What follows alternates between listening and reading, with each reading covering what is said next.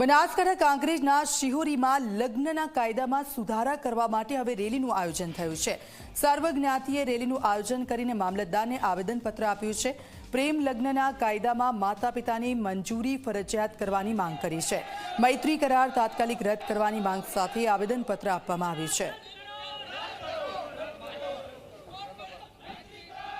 નાની ઉંમર 18 વર્ષની દીકરીઓ જેમને કોઈ સમજણ નથી એવી દીકરીઓ જે ટેકનોલોજીના અને મોબાઈલના રવાડે ચડીને જે આવારા તત્વો અને બધા એવા છોકરાઓની સાથે જે સુખી સંપન્ન ઘરની અને ગરીબોની દીકરીઓ જે ભાગી જાય છે એને અટકાવવા માટેનો અમારો સર્વ સમાજની આ માગણી છે। આમાં અમારા મુખ્ય મુદ્દાઓ છે કે મા બાપની સંમતિ લેવી, લગ્ન વખતે દીકરીની ઉંમરનો બરાબર ચકાસણી કરવી અને એની 30 વર્ષની ઉંમર સુધી આ સંમતિ લેવી, 30 વર્ષની ઉંમર સુધી લેવી।